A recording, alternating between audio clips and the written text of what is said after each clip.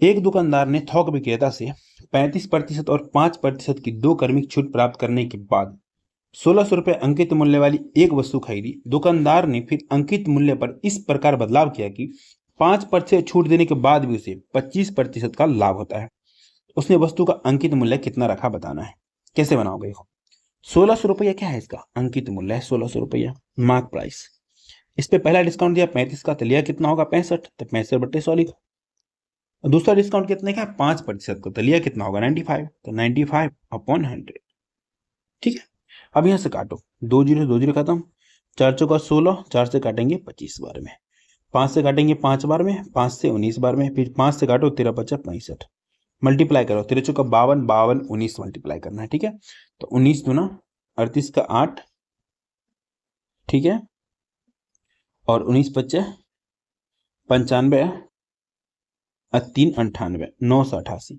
ये क्या आ गया हमारा? Cost price. कैसे? देखो, ये कॉस्ट प्राइस किसी के लिए है? देखो, दुकानदार के लिए सेलिंग प्राइस है, लेकिन जो खरीदा है उसके लिए तो कॉस्ट प्राइस है।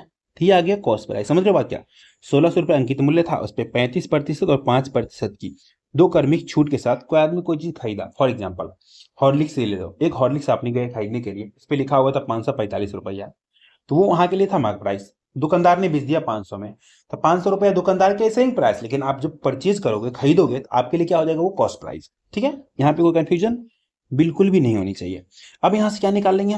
आगे बोला है 5% छूट देने के बाद भी उससे कितने का लाभ हो रहा है?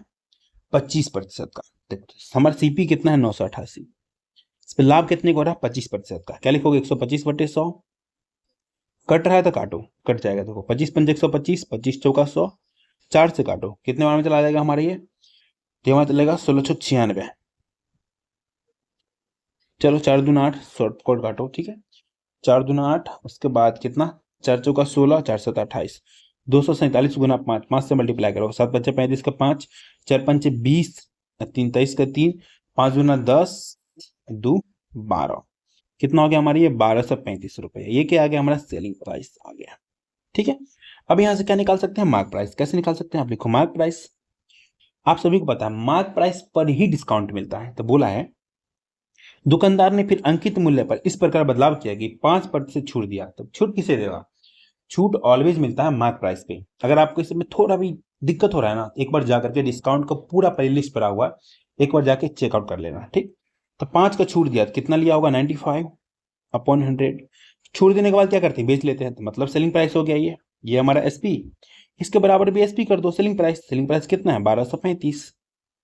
हमने क्या किया? एसपी बराबर एसपी किया है। कुछ भी कंफ्यूजन नहीं होनी चाहिए। ठीक है, काटो, कितने से काट रहे हो आप? 5 से काट रहे हो तो 19×5 = 95, 20×5 = 100, 19 से कट रहा है, ये कट जाएगा।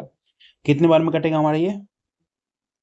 19 से कट जाएगा, 19×14 से 19×5 = 95। ठीक, कितना आ गया? मार्क प्राइस आ गया हमारा एमपी बराबर 65×20, तो 13×2 65, 65×2 कितना हो जाता है? 130, उस पर 1 जीरो, कितना हो जाएगा हमारा? 1300 रुपये। इसका हो गया mark price. Option number A4 Apple हो गया इसका आंसर।